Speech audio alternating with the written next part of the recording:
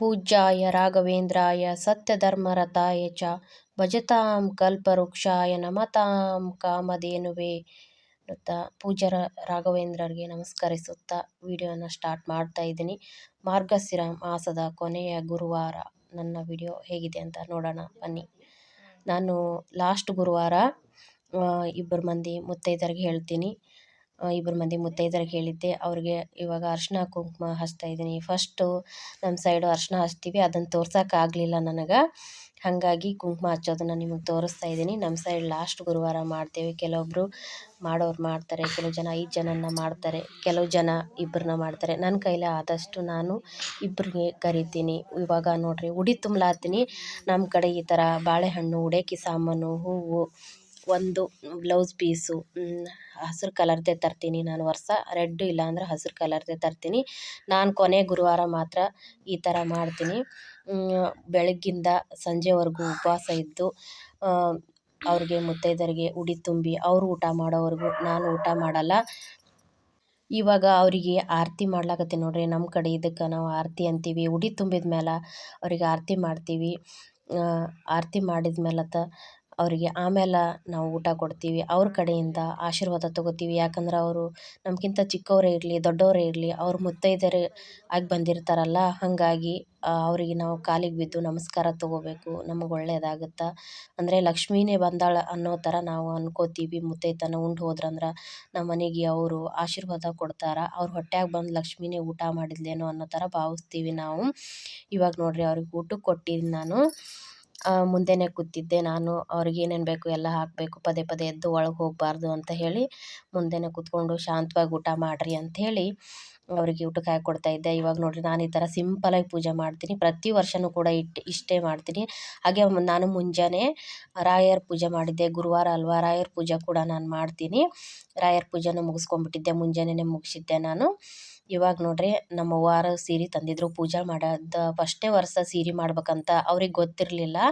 ನಾನಿದು 2ನೇ ವರ್ಷ ಮಾಡ್ತಾಯಿದ್ದೀನಿ. ಹಾಗಾಗಿ ಈ ವರ್ಷ ನನಗೆ ಗೊತ್ತಾಯಿತು. ನಮ್ಗೆ ತುಂಬ ಹತ್ತಿರ ಇರೋರೊಬ್ಬರು ಹೇಳಿದರು, ಮಾಡಬೇಕು, ಬಟ್ಟೆ ಮಾಡಬೇಕು ತವ್ರ ಮನೆಯವರು ಅಂದಿದ್ದಕ್ಕೆ ಎಷ್ಟಾಗುತ್ತೋ ಅಷ್ಟು ಅವ್ರ ಕೈಯಲ್ಲಿ ನಮ್ಮ ಅವ್ವಾರು ಒಂದು ಸೀರೆ ತಂದಿದ್ರು. ಹಾಗಾಗಿ ಎಲ್ಲ ಮುಗಿಸಿ ಮುತ್ತೈದೆನೆಲ್ಲ ಉಂಡ ಮೇಲೆ ಉಡಿಯಲ್ಲಿ ತುಂಬಿದ ಮೇಲೆ ಲಾಸ್ಟಲ್ಲಿ ನಮ್ಮ ಅವ್ವಾರು ತಂದಂಥ ಸೀರೆನ ಮುತ್ತೈದೆನ ಉಣ್ಣಕ್ಕೆ ಬಂದಿರೋಂಥ ನಮ್ಮ ತಂಗಿ ಉಡಿಸಿದ್ಲು. ಅವ್ರ ಕಡೆನೇ ಉಡಿಸ್ಕೊಂಡೆ ನಾನು. ಅರಿಶಿನ ಕುಂಕುಮ ಕೊಟ್ಟು ಅವರು ಕೂಡ ನನಗೆ ಸೀರೆ ಉಡಿಸಿದ್ರು. ಇಬ್ಬರು ಚಿಕ್ಕವರೇ ಆಗಿದ್ವಿ. ಹಾಗಾಗಿ ನಮಗೆ ಇಬ್ಬರಿಗೂ ಸೀರೆ ಉಟ್ಟು ರೂಢ ಇಲ್ಲ. ಅವಳಿಗೂ ಗೊತ್ತಿಲ್ಲ, ನನಗೂ ಗೊತ್ತಿಲ್ಲ. ಅದಕ್ಕಾಗಿ ಕೂತಿದ್ರು ನಮ್ಮ ಅವ್ವಾರು, ಮತ್ತು ಆಮೇಲೆ ನಮ್ಮ ಚಿಕ್ಕವ್ವರು ಕೂತಿದ್ರು. ಅವ್ರು ಹೇಳಕತ್ತಿದ್ರು ಇಬ್ಬರು ಸೀರೆ ಉಡಲ್ಲ ಅಂತ ತಮಾಷೆ ಮಾಡಾಕ್ತಿದ್ರು. ಅದಕ್ಕೆ ನಮಗೆ ನಗು ತಡೆಯೋಕ್ಕಾಗ್ತಿರ್ಲಿಲ್ಲ. ಹಾಗೆ ನಗ್ತಾ ಇದ್ದೆ, ಹಾಗೆ ತಡ್ಕೊತಾ ಇದ್ದೆ. ವೀಡಿಯೋ ಮಾಡ್ತಾ ಇದ್ದಾರಲ್ಲಪ್ಪ ಅಂತ ನಾವು ಹಂಗೆ ಇಬ್ಬರಿಗೆ ಉಡ್ತಾ ಇದ್ವಿ. ಅವ್ರು ನಗ್ತಾ ಇದ್ರು. ಇವ್ರು ಯಾವಾಗಲೂ ಡ್ರೆಸ್ಸೇ ಹಾಕ್ತಾರಂತ. ಇವತ್ತು ಫುಲ್ ಡೇ ಎಲ್ಲ ಖುಷಿಯಾಗಿತ್ತು, ಹ್ಯಾಪಿಯಾಗಿತ್ತು. ಆಮೇಲೆ ದೇವ್ರದ್ದು ಏನೇ ಮನೆಯಲ್ಲಿ ಪೂಜೆ ಮಾಡಿರಿ, ಏನೇ ಮಾಡಿರಿ, ಅವತ್ತಿನ ದಿವಸ ಫುಲ್ಲು ಖುಷಿಯಾಗಿರುತ್ತೆ, ಮನೆ ಶಾಂತವಾಗಿರುತ್ತೆ. ನಾನಂತೂ ಪ್ರತಿ ವರ್ಷ ಮಾಡ್ತಾಯಿದ್ದೀನಿ. ನನಗೆ ಮಾಡಿದ್ದಕ್ಕೂ ಹೋದ ವರ್ಷ ನನಗೆ ಒಳ್ಳೆಯದೇ ಆಗೈತಿ. ಇವಾಗ ನೋಡ್ರಿ ತಲೆ ಮ್ಯಾಗ ಸೆರಗು ಹೊಚ್ಕೊ ಅಂತಂದು ಯಾರೋ ಒಬ್ಬರು ತಮಾಷೆ ಮಾಡಿದರು. ಅದಕ್ಕಾಗಿ ತಲೆ ಮ್ಯಾಗ ಹೊಚ್ಕೊಂಡೆ. ಆಮೇಲೆ ಇವಾಗ ನಮ್ಮ ಸೈಡ್ ಈ ಥರ ಪದ್ಧತಿ ಏನೇನು ಅದಾವೆ ಕೆಲವೊಂದು ಅವನ್ನೆಲ್ಲ ನಾವು ಪಾಲಿಸ್ಲೇಬೇಕಾಗುತ್ತೆ. ನಮ್ಮ ಉತ್ತರ ಕರ್ನಾಟಕ ಸೈಡ್ ನಾವೆಲ್ಲ ಈ ಥರ ಪಾಲಿಸ್ತೀವಿ. ತಲೆ ಮೇಲೆಲ್ಲ ಸೆರಗು ಹೊಚ್ಕೋಬೇಕು. ನಿಲ್ತಿರಲಿಲ್ಲ, ಅದು ಜರಿತಿರ್ತಿತ್ತು. ಅದಕ್ಕೆ ಸುಮ್ಮನೆ ಅಷ್ಟೇ ಭುಜದ ಮ್ಯಾಗ ಹಾಕ್ಕೊಂಡೆ. ಇವಾಗ ಉಡಿ ತುಂಬ್ತಾಳ ನೋಡ್ರಿ ನಮ್ಮ ತಂಗಿ. ಈ ಥರ ಎಲ್ಲ ನಮ್ಮ ಕಡೆ ಪಾಲಿಸ್ತೀವಿ ನಾವು ಪ್ರತಿಯೊಂದೂ. ಏನೇ ಆಗಲಿ ಇವತ್ತು ಫುಲ್ ಡೇ ಎಲ್ಲರ ಜೊತೆ ಇಡೀ ಫ್ಯಾಮ್ಲಿ ಜೊತೆ ಫುಲ್ ಪೂಜೆ ಮಾಡಿದ್ದೆ, ಎಂಜಾಯ್ ಮಾಡಿದೆ, ಖುಷಿ ಆಯಿತು. ಪೂಜೆಯೂ ಕೂಡ ಅಷ್ಟೇ ಶಾಂತವಾಗಾಯಿತು. ಯಾವುದೇ ಏನೇನು ಇದನ್ನಾಗಲಿಲ್ಲ, ಅಡಚಣೆಗಳಾಗಲಿಲ್ಲ. ಇವಾಗ ದೇವ್ರ ಹತ್ರ ಆಶೀರ್ವಾದ ತಗೋ, ಸೀರೆ ಉಟ್ಕೊಂಡೆ ಅಂದ್ರೆ ಆಶೀರ್ವಾದ ತೊಗೊಂಡು ಲಾಸ್ಟಲ್ಲಿ ಕಳಸ ಬೆಳಗಿದ್ಲು. ಇವಾಗ ನೋಡ್ರಿ ಅವರು ಊಟ ಮಾಡಿ ಎಲ್ಲ ಮಾಡಿ ಹೋದರು ಮನೆಗೆ. ಇವಾಗ ನಾವು ಕೂಡ ಎಲ್ಲರೂ ಊಟ ಮಾಡಬೇಕು ಅಂಥೇಳಿ ಕುಂತಿದ್ವಿ. ಎಲ್ಲರೂ ಫುಲ್ ತಮಾಷೆಯಾಗಿ ಮಾತಾಡ್ತಾಯಿದ್ರು, ನಗ್ನಗ್ತಾ ಫುಲ್ ಖುಷಿ ಆಗಿದ್ವಿ ಎಲ್ಲರೂ ಕೂಡ. ಇವಾಗ ನೋಡ್ರಿ ನಮ್ಮ ತಮ್ಮದೇರು ಬಂದಾರ. ನನ್ನ ಮಗಳು ಡ್ಯಾನ್ಸ್ ಮಾಡ್ಲಾತ್ತಾಳ. ಆಲ್ರೆಡಿ ಊಟ ಮಾಡಿದ್ಲು ಅವಳು, ಡ್ಯಾನ್ಸ್ ಮಾಡತ್ತಿದ್ಲು. ಪೂಜೆ ಅಂತೂ ಸಿಂಪಲಾಗಿದ್ರು ಕೂಡ ತುಂಬ ಚೆನ್ನಾಗಾಯಿತು, ಶಾಂತವಾಗಾಯಿತು. ಇವರು ನಮ್ಮ ತಮ್ಮಂದಿರು ಊಟಕ್ಕೆ ಕುಂತಾರೆ. ನಮ್ಮ ಅವ್ವ, ನಮ್ಮ ತಮ್ಮಂದಿರು, ನಮ್ಮ ಮನೆಯವರು ಎಲ್ಲರೂ ಸೇರಿ ಊಟ ಮಾಡ್ತಾಯಿದ್ವಿ. ನಾನು ಕೂಡ ಊಟ ಮಾಡ್ತಾಯಿದ್ದೆ.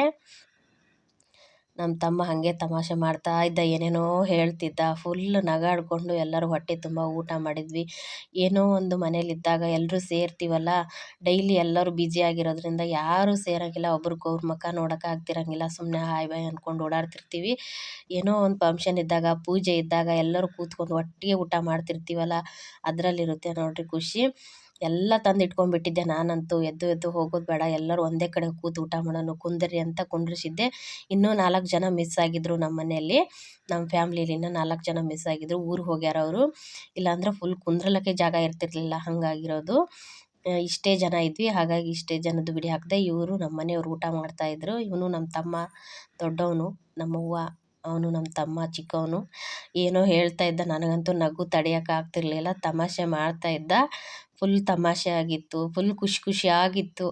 ಇವತ್ತಿನ ದಿನ ಅಂತೂ ನಾನು ಮಿಸ್ ಮಾಡಿಲ್ಲ. ಕೊನೆಗೆ ನನ್ನ ಮಗಳದ್ದು ಇವತ್ತು ಬರ್ತಡೇ ಇತ್ತು, ಅವಳು ಕೂಡ ಸಪ್ಪಗಾದ್ಲು.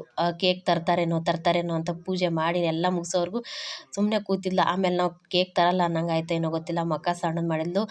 ಗ್ರ್ಯಾಂಡಾಗಿ ಮಾಡ್ಲಿಕ್ಕಂದ್ರೆ ಸಿಂಪಲಾಗಿ ಮಾಡೋಣ ಅಂತ ಆವಾಗಲೇ ಓಡೋಗಿ ಒಂದು ಕೇಕ್ ತಂದರು. ಅವಳಿಗೂ ಕೂಡ ಕೇಕ್ ಕಟ್ ಮಾಡಿಸಿದ್ವಿ. ವಿಡಿಯೋ ಇಷ್ಟ ಆಗಿದ್ರೆ ಲೈಕ್ ಮಾಡಿರಿ, ಶೇರ್ ಮಾಡಿರಿ. ಹೋಗಿ ಬರಲಾ? ನಮಸ್ತೆ.